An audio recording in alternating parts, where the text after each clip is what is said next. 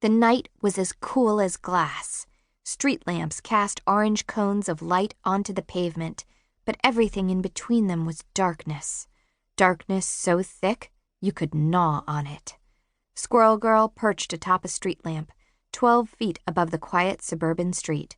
Not the kind of place where you'd expect to run into a laser-blasting maniacal villain. Squirrel Girl's bushy tail twitched. Her keen eyes raked the darkness for any sign of that dastardly ne'er-do-well. Then her phone buzzed. Finally! All this waiting was getting super boring. She went for the phone, scooping it out of a pouch on her utility belt. But a bunch of loose cashews spilled out of the pouch, and she fumbled the phone. "Dang it," she said, diving headfirst off the street lamp. She caught the cell, just before it could crack against the sidewalk, twisting to land on her feet. On her phone was a text from Sofia Arcos Romero, her BHFF. Footnote: that means best human friend forever.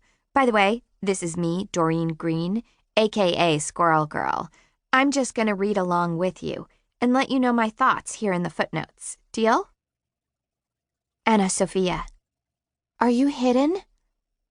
Squirrel Girl checked her surroundings in a super sleuthy sleuth way. She was standing directly under the street lamp, orange light falling over her as bright as a fire. She leaped up into the shadowy branches of an oak tree in someone's front yard. Squirrel Girl: yep, of course, I'm the most hiddenest. So sleuthy, very stakeout. Sofia: good, 'cause you know sometimes you forget to hide, and the bad guys see you, and no more element of surprise.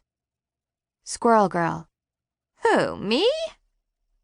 Sofia: anyway, the Squirrel Scouts on the north end of the park saw Laser Lady going down Bungalow Row, so she might be coming your way. Squirrel Girl: ooh, is that what we're calling her? 'Cause I was thinking maybe light-emitting desperado. You know, 'cause it would be LED. Or Smashlight, maybe? Zap Mama?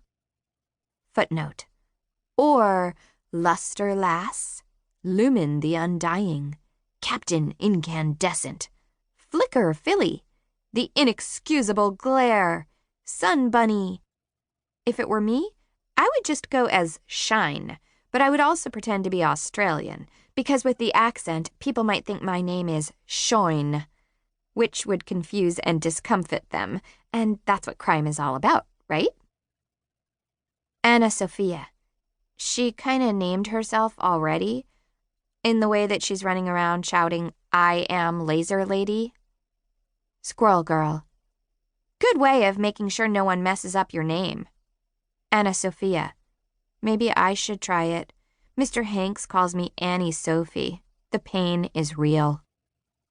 Squirrel Girl: I'm so on board with you walking into first period and shouting, "I am Laser Lady."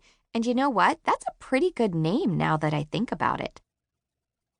A voice cut against the cool-as-glass night, sharp as a diamond.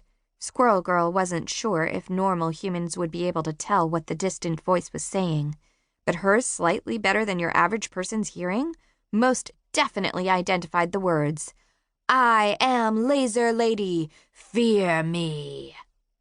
Squirrel Girl leaped from the treetop to the next one, and from there to a street lamp, but the shouting faded. She sniffed the air, but smelled no trail. In the next tree over, someone was waiting. A small, furry brown someone, with a fetching pink bow tied around her neck. Tippy-toe, her BSFF. Footnote: best squirrel friend forever, of course. "Chick-a-tick," said Tippy-toe.